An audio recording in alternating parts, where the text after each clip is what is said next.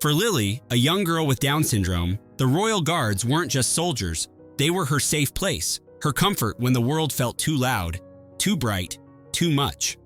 But today, in the crowded Buckingham Palace courtyard, that comfort shattered. The flashes, the voices, the chaos, Lily was overwhelmed. Her parents tried everything, her plush bear, soothing whispers, gentle touches. Nothing worked.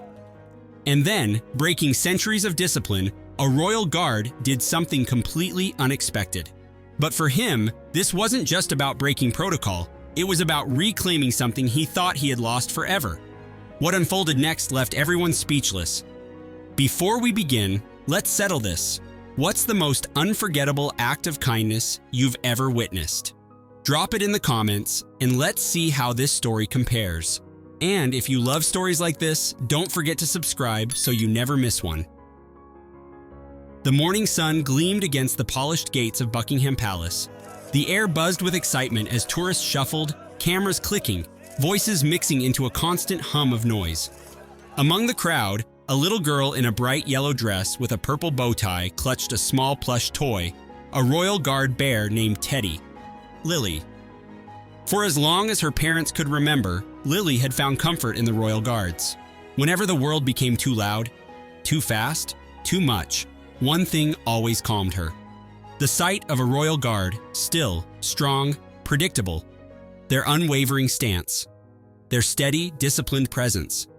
They never rushed, never shouted, never changed. In a world that often felt confusing, the royal guards made sense. At home, she had posters of them on her wall. She watched videos of them standing tall in perfect formation. Whenever she had a meltdown, her parents would show her a picture and she'd settle down instantly. It was as if their calmness became her own. But despite her love for them, Lily had never seen a real royal guard in person. Her parents were worried. The palace was always crowded, loud, chaotic, everything that could trigger a sensory overload. But today, on a family trip to London, they decided to try. They had Teddy, Lily's trusted royal guard plush bear. They had each other. They thought they were ready. They weren't. At first, Lily was mesmerized. Her wide brown eyes locked onto the royal guards. The red coats. The tall black bearskin hats. The perfect stillness. Everything she had imagined, right there in front of her. She gasped softly, her little fingers tightening around Teddy's fuzzy arm. But then, the world around her shifted. The crowd pushed in. The noise swelled. Voices from a dozen languages clashed together in a chaotic symphony. A camera flash went off. Then another. And another. Someone bumped into her shoulder. A tour guide's loudspeaker crackled to life just inches away. "And to your left, you'll see." Lily flinched. The sudden jolt of sound made her heart pound. Her fingers twitched around Teddy's small body. Her parents noticed immediately. "Lily, sweetheart, it's okay." Her mother crouched beside her, keeping her voice soft, controlled. "Teddy's here. Look at Teddy." Lily tried. She looked down at her beloved plush bear, her source of comfort, her anchor in overwhelming moments. But something was wrong. The bear felt different in her hands. Too soft. Too small. Not enough. Her breathing hitched. Her small hands shot up to her ears, pressing tightly against the sides of her head. Her mother reached for her. "Sweetheart, it's okay. You're safe." But Lily wasn't safe. Not in her head. Her father knelt down, picking up Teddy, gently pressing it into her hands. "We can go, baby. We don't have to stay." Lily didn't answer. Her world was getting louder. Too many voices. Too many movements. Too many people. Her chest rose and fell rapidly. Her vision blurred. Then, her little fingers trembled. Teddy slipped from her grip. He hit the cobblestone ground with a soft thud. And something inside Lily broke. A whimper escaped her lips. Then a sharp cry. Then, it became a full meltdown. She rocked back and forth, her arms flailing, her sobs turning into gasping cries. Tears streamed down her cheeks as her little body shook uncontrollably. People stopped to stare. Some whispered, "Is she okay? Oh no, poor thing." Others exchanged uncomfortable glances and stepped away, unsure of what to do. A child nearby tugged on his mother's sleeve. "Mom, why is she crying?" "Shh," the mother hushed him. Lily's father tried again, holding out Teddy. "Lily, sweetheart, it's okay. Let's go, baby." But she couldn't hear him. Her world was too loud. And then, someone else noticed. Across the courtyard, a royal guard's eyes flickered toward the crying child. Royal Guard Daniel Carter had seen many tourists, many children. But this wasn't just any child. And the way she held that tiny plush guard, now lying forgotten on the ground, made something deep inside him stir. The world around Daniel Carter faded.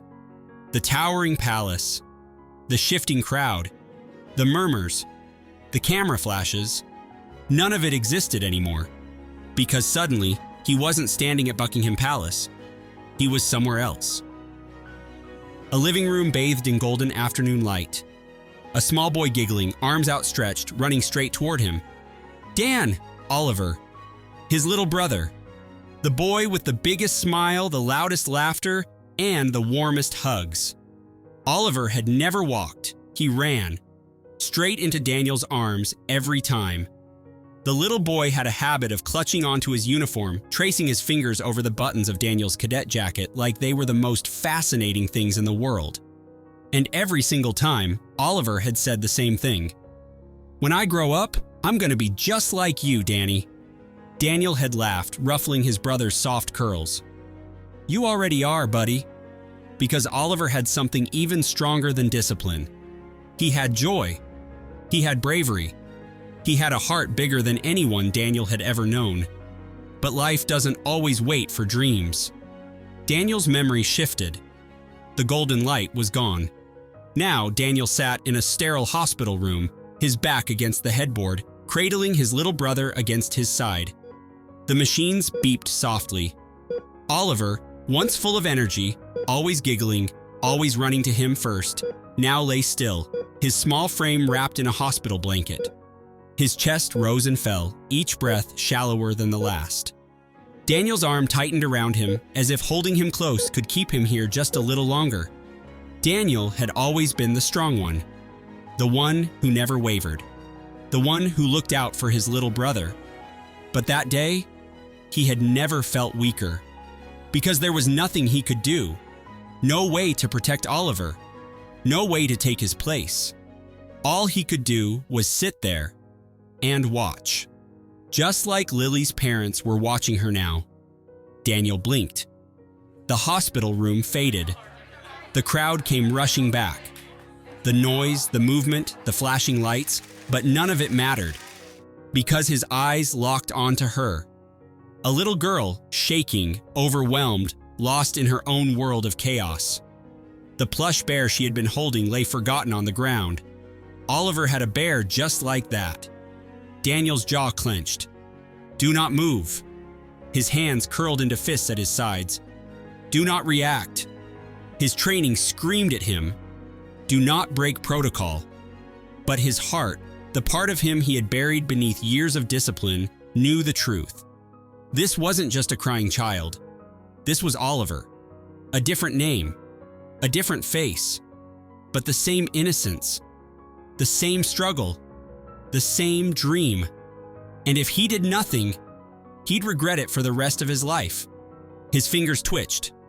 His breath caught in his throat. And then, Guard Daniel moved.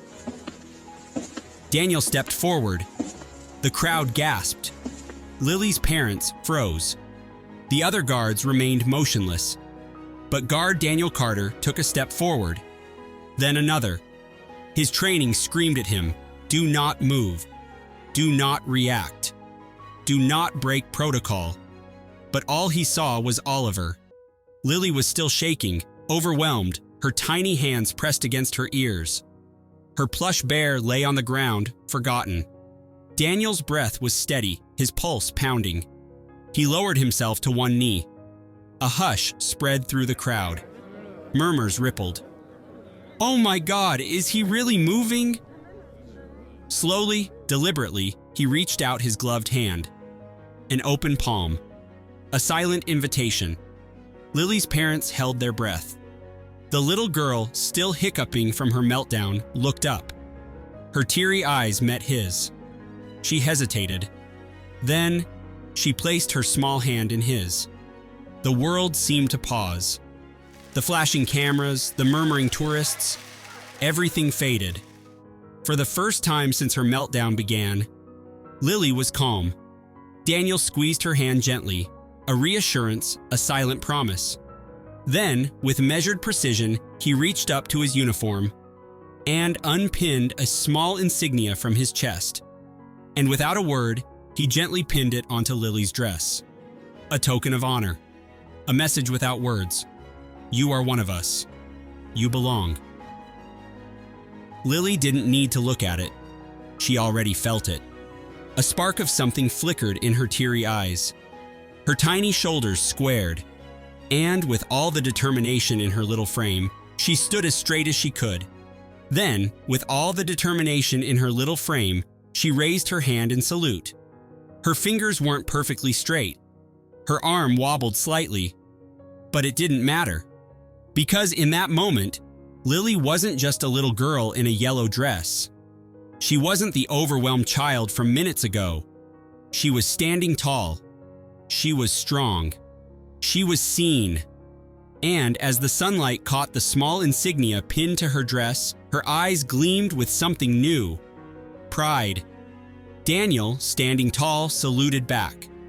His movement was precise, controlled. But inside, his chest burned. The little girl before him had found her strength. And in doing so, she had reminded him of his own. A soft gasp rippled through the crowd. Lily's mother let out a quiet sob, pressing her hands to her mouth. The applause started, hesitant at first, then rising like a wave. But Daniel barely heard it. Because, for the briefest moment, he saw Oliver again. The little boy who once ran into his arms. Who laughed when he shouldn't. Who believed the world was safe as long as his big brother was there. But Oliver was gone. And now, in this moment, he could do something. Today, he did. His heart pounded. His throat tightened. And as he returned to formation, his mind was clear. For the first time since Oliver's passing, he felt like a brother again. Because today, he wasn't just guarding a palace. He was protecting something far more precious. Because sometimes the greatest duty isn't standing still. It's knowing when to move. Would you have done the same in Daniel's position? And which moment in this story touched your heart the most? Drop your thoughts in the comments and we'll feature some of your responses in our next video. If this story moved you, don't forget to hit subscribe. It may not cost you anything, but your support helps us create more stories like this. Watch the next video on your screen now. You won't want to miss it. Thanks for watching the What channel.